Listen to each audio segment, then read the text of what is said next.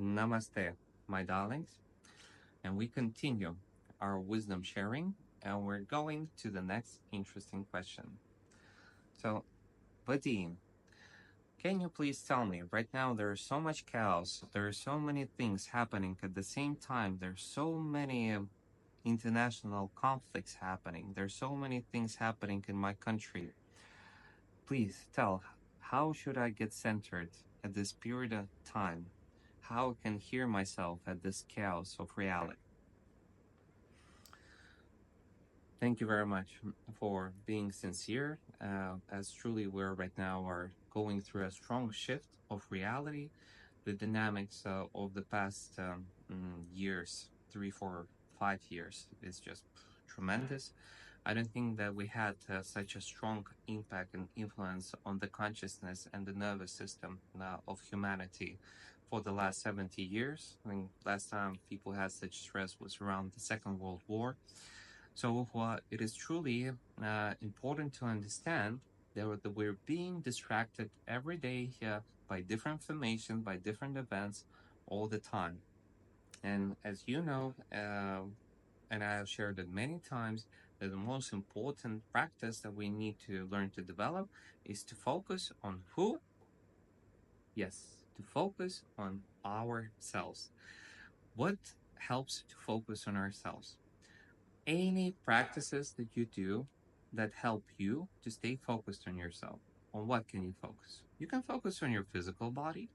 What does it mean? You can go for walks, you can do sports, you can do anything physical active that will be investment upon you. Because as you know, when you're doing any type of sports, then you're present. Because when we're using our body, then our consciousness becomes present in the real reality and moment. Secondly, what is good? What we can also take care of our emotional body. So, what nourishes our emotional body? Does information about wars, conflict, and fear help us to gain energy, or does it help us emotionally to become empty? Because the violence provokes our reptilian brain and we react with aggression, fear, and distraction. Well, the answer is, of course, simple. Let's take care of our emotional bodies. What does it help? Listen to the music that uplifts you and doesn't bring you down. Watch films, videos, animes, anything that uplift you.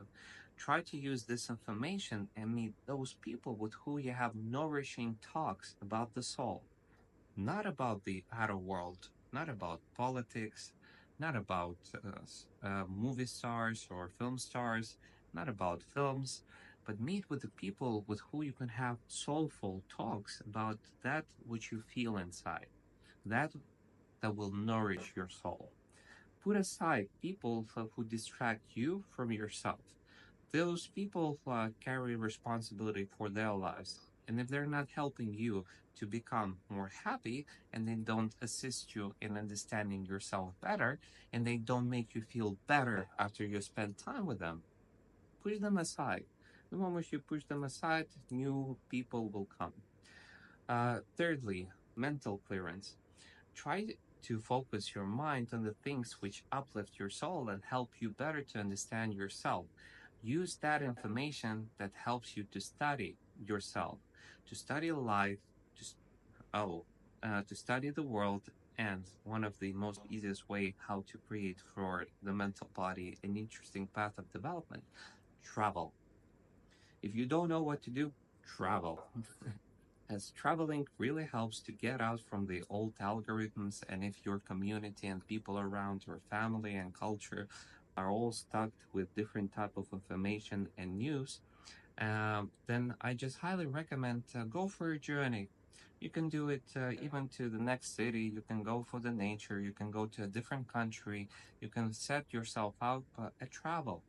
And in this traveling, you will be present and your mind won't get distracted on other things because when you're traveling and you're located in location that you don't know anybody, your mind will be always focused in the present moment.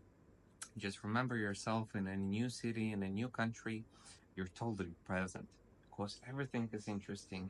architecture, people are different, that is different, food is different, music is different. And you're just walking around and your mind is fully like studying the surrounding moment.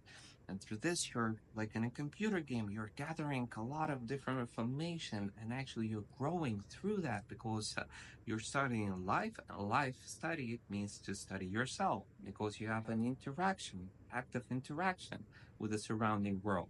And for traveling, the best way to travel is to travel by yourself. Because when you travel by yourself, you're super present.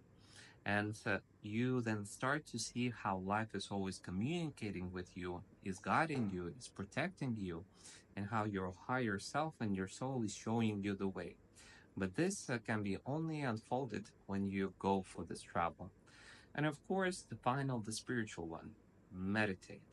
Meditate and do your spiritual practices. You can meditate, you can do breath work, you can do anything that is connecting with your consciousness to be present in your body and everything that allows you to be in silence. It's a great gift.